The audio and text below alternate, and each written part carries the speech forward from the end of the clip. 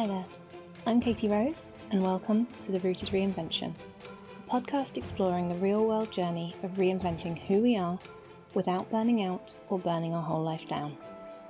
I teach people how to make lasting change by melding my Masters of Neuroscience and my Cognitive Therapy qualification with common self-help tools, spiritual concepts, and my personal experience. Because being yourself doesn't need to feel so damn hard.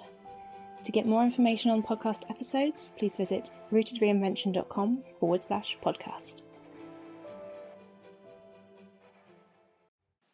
One of the things that changed in lockdown last year, when the pandemic first arrived in Britain, was that a lot of people started working from home. The main impact of this for me is that I basically lost my little podcast commute time. So in the last 15 odd months, I have not been listening to podcasts, despite recording one every week. Certainly not to the level that I did before. And this week I was cleaning the kitchen and decided that it was the perfect time to put on one of those longer podcasts that I don't always feel like I have time for. And I will link the podcast which I listened to in the show notes, but it was episode 5 of Glennon Doyle's We Can Do Hard Things. And it was the episode on addiction and loving someone with an addiction. So I'm not going to be talking about that topic, but one of the comments that Glennon and her sister Amanda made was that we essentially keep doing things until we have permission to not do them anymore. And that permission is something that we seek from other people. So an example of this is that you can do an elimination diet for gluten. So if you think you might have a food intolerance, then you might do one of the elimination diets, such as FODMAPs. But if you feel that drinking is having an influence on your life, a negative influence on your life, certainly in the UK, the idea of, I'm not drinking at the moment, I'm cutting it out for a month or so, is taboo. It's not something that you would openly say, it's not something you would tell everyone or let people know. It is something that is a massive part of culture here, and when I've heard people say, I don't drink, or I'm not drinking at the moment, there are usually 2 or 3 specific responses that people give to that behaviour. And if it's not one of those, they will most likely try and talk you out of your decision. Now, my understanding is they're not doing it to be harsh or horrible or selfish, but there is this knee-jerk reaction that if you are stopping something to see if it has a positive influence on your life, that you might be judging other people for not doing the same. And this is something that they cover in the episode, and I will also link the transcript in the show notes for those of you who want to kind of skim through the bits that I might mention. So there's this idea that, I can't remember if it's Glennon or Amanda, who says that whether it's about drinking or whether it's about your relationship or your kid, that you kind of need this permission slip of a dramatic rock bottom to look at things. And there's that idea of, do we need to hit rock bottom to change? And this reminds me of a quote, I believe it's from Tiffany Hahn, who I will link below, who talks about just because you want to buy another pair of jeans doesn't mean that your old pair of jeans doesn't work for you anymore. You might just want a second pair. You might just want it in a different colour for different occasions. You might just want to get a new pair because they're starting to wear out and you want to preserve their life a bit longer. There can be so many reasons that people want to change. That doesn't mean that what has been happening is wrong or isn't working or needs any specific permission in order for you to look at making a change. And this is a core concept around Rooted Reinvention and that idea of not needing an eat, pray, love approach to reinventing who we are and how we feel. In that you don't need to completely uproot your whole life and move to Italy, then India, then Bali for a year in order to kind of find those roots. And the main times I see these permission slips are around a lot of the cultural holidays. So New Year, New Year's Eve, New Year's resolutions, Christmas, birthdays, Yuletide, whatever the festivals of your culture are, there is often a kind of sense of fresh start, and there is a kind of permission slip included that you might want to look at things. So actually January, dry January, is one that has picked up a lot of momentum in the UK for being a month of not drinking after the Christmas festivities. But this is something that I see a lot in self-development. I see it in that eat, pray, love approach of kind of, you know, if it's not working for you, just drop all the balls and go start a new life somewhere else. And the whole point of Rooted Reinvention is that that may work for some, but for other people, there is an option to pause and to look at making a change well before you reach that point of rock bottom and of having to completely change everything and undo years worth of habit that you've kind of let slip and slide and has sort of slowly worked its way right down. It's okay to notice that you're drinking a little bit more than you were a year ago and to think, I'm going to cut back on that for a little bit and just kind of see if my life improves, stays the same, or gets worse.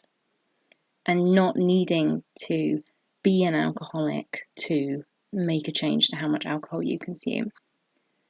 And as someone who, especially in my younger years, put a lot of pressure on myself to keep going, I didn't want to lose progress. I didn't want to have wasted my time. I hear this from my clients a lot, actually, not wanting to have to backtrack, not wanting to make the wrong decision and have to undo all their progress and work so far just to kind of get back to where they were. They don't want to be walking backwards.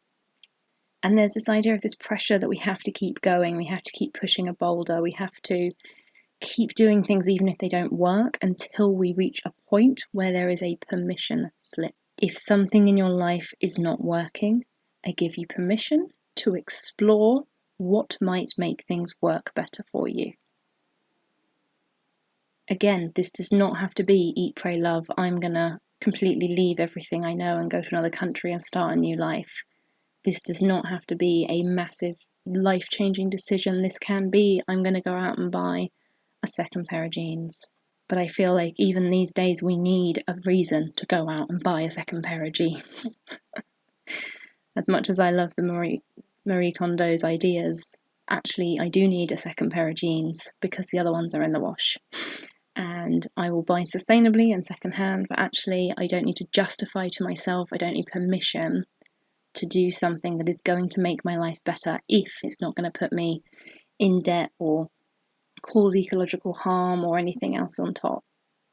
And this kind of thought about, we do an elimination diet for gluten, but not for our behaviours, and that kind of questioning that led to from listening to Glennon's podcast episode, it just got me thinking about all the things we do in our life and how much when we're looking at habit change, when we're looking at who we want to be, how we want to live our life, how we want to feel, what our core desired feelings are, if you're someone who follows Danielle Laporte like I do, how much do we actually give ourselves permission to pause, to take that pressure off yourself, to keep going with something that's clearly not working? And again, this isn't me suggesting that you need to completely uproot your life, because the whole point of this is that it's just about pausing before you get to that point of needing to uproot the world. What if we paused earlier? What if we saw that we were just stepping off the path to a degree, but in 6 miles we're going to be so many degrees off track? If we catch it earlier, if we just make that tiny little tweak now, that will have an impact in the longer term. That might mean we don't have to ever hit that rock bottom. And thinking through this kind of, dialogue with myself also reminded me of a quote from Sarah Beth, who has a YouTube channel. I tried doing some of her beginner yoga classes in January because some of the other ones I found were too difficult for me at the current stage. And she said, "The secret to strength is the ability to hold yourself up when gravity is pulling you down. It doesn't matter if you've modified or made it easier or taken a break. You showed up and you held yourself up even as gravity continued to pull you down. I have been coming back to that thought a lot in June, and it's been helping me, so I thought I would share it here. That idea that strength is the idea of holding ourselves up when gravity is pulling us down. Now, this is talking about like the yoga position, but to be honest, half the times getting out of bed can feel really difficult some mornings. So as far as I'm concerned, this counts. And it says it doesn't matter if you made it easier, if you took a break. It doesn't matter if you took a minute to stand up or 10 minutes to stand up. It doesn't matter if you had to lean on your bedside table to get to it. It doesn't matter if you had to crawl onto your knees and then move one leg up and then the other leg. Like, it doesn't matter how you got there. You still showed up and you still held yourself up while gravity was pulling down. And again, I wonder, how much pressure are you putting on yourself to complete things perfectly, to do that correct pose the way that they said, to reach that milestone? How much pressure are you putting on yourself not only to keep going, to push that boulder, to not make a change without permission, but how much harder are you making it for yourself because you won't let yourself modify, because you won't make it easier, you won't take a break, because that doesn't feel like being strong, when actually the whole thing of strength is that while gravity is pulling down, you are still standing, you are still sitting up. So this week I just wanted to leave you with that idea and that question of, when is it enough? How much pressure are you putting on yourselves? What could you change before you hit rock bottom if you had permission to? And how much harder are you making things for yourself with your own sense of pressure? How much are you fighting to be strong by not modifying something when you're not less strong for making something more doable for yourself? Setting yourself up to fail doesn't make you stronger. It makes you more likely to fail. So I will link all the things that I've mentioned in the show notes. And my main point for you to take away is, when is enough? How much is enough? How much pressure on yourself? How much harder do you make things for yourself? What is enough for you? And when you know what enough is for you, what kind of changes could you consider making to make your life that bit easier, a bit more joyful, a bit calmer? And if you're still someone who needs that permission, I give it to you now. You have permission to look at changing things in your life without having to hit rock bottom, without things having to be so bad, without things having to be dreadfully wrong. It is okay and it is natural and it is normal for us to tweak our plans as we go, to problem solve new obstacles as they arise. And it's okay to not put additional pressure on yourself. As always, thank you so much for listening. I hope that you are all safe and well, and I will speak to you again next week. Bye. Thanks for listening, and as always, you can find out more at rootedreinvention.com. Take care, remember you are more capable than you often realise, and I'll see you next time. Bye.